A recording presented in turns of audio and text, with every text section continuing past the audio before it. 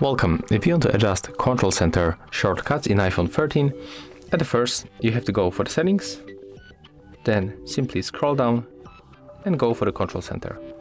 If you want to remove any of the shortcuts, for example, you want to get rid of camera, click on the minus and then tap to remove.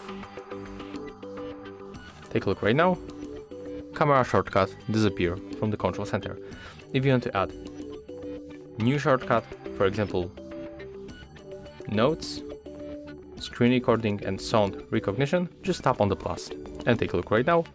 We got here few different shortcuts. As you can see, it's very simple.